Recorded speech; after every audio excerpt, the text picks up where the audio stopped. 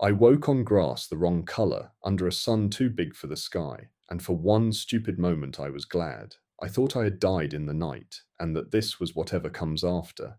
Then the cold reached my hands, and the dead do not get cold. If you are only just finding me, I am a dying man who read a number aloud off an impossible door, and the door dropped me here, wherever here is. It stood behind me on the open plain, exactly as it had stood under the ice, the same four faces, the same socket at its heart, except now the socket was empty, and the number I had spoken was gone.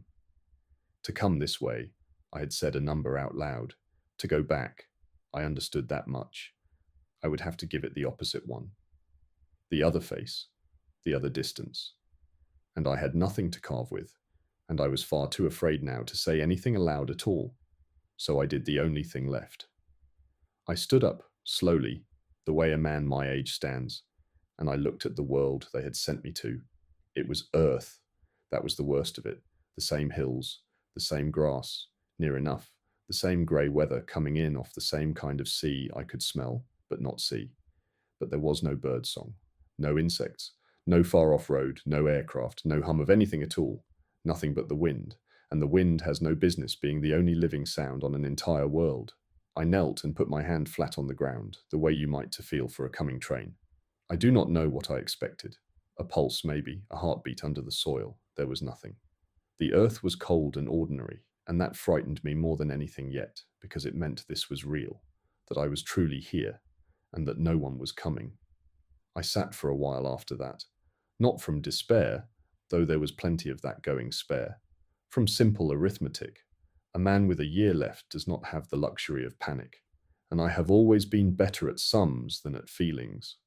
I had no food, no water I could trust, a body that was going to start failing in earnest within months, whatever I did, and one machine the size of a house that I half understood, standing between me and a home I might never see again. So I did the sum, and the sum said, "Move, while you still can." I am 68, and my body is failing, and I walked anyway, because the only other choice was to sit down by the door and die beside it.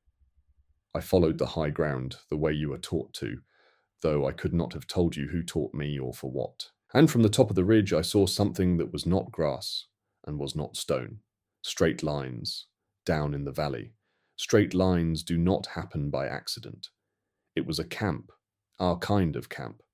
Tents gone grey, crates burst open, a generator long dead under a skin of rust. People had been here, people from somewhere like home, and people had not left. I went down to it. I should not have. Every sensible instinct I had left was telling me to walk the other way.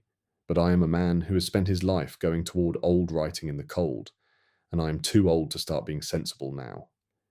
There were supplies, ruined by years of that endless wind, a notebook, its pages welded together with damp, and a steel case with 4 words scratched into the lid with a knife, deep. In plain English, the way you write something when you are out of time, do not read it aloud.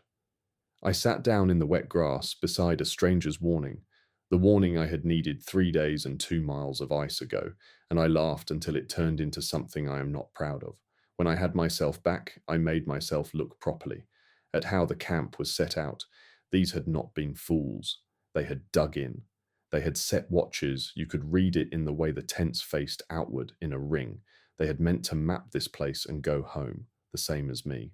And something had happened here so fast that a man had got as far as scratching 4 words into a steel case and no further. Whatever it was, it had not given them time to run. There was one of them still there, under the far tent. I will not describe it. I will only tell you this. That camp had stood for years, decades, by the rot of it, and the man beneath the tent had not aged the way that many years make a man age. He looked as though he had lain down a week ago. Time runs strangely on the wrong side of that door. I did not understand it yet. I only knew that what I was looking at did not add up, and that some part of me already understood it would matter more than anything. I took the notebook, for all the good it would do me, and I started back toward the door. The light was going. On a world with no moon I had ever seen, I did not want to learn what its nights were like. And then, across the valley, the door I had fallen through began to glow. I had not touched it. I had not said a word. The socket was filling with light all on its own, the way it does when someone sets a number. Someone or something was opening it from the other side. And I was the only living thing standing on this side on a dead world in the failing light with nowhere left to run.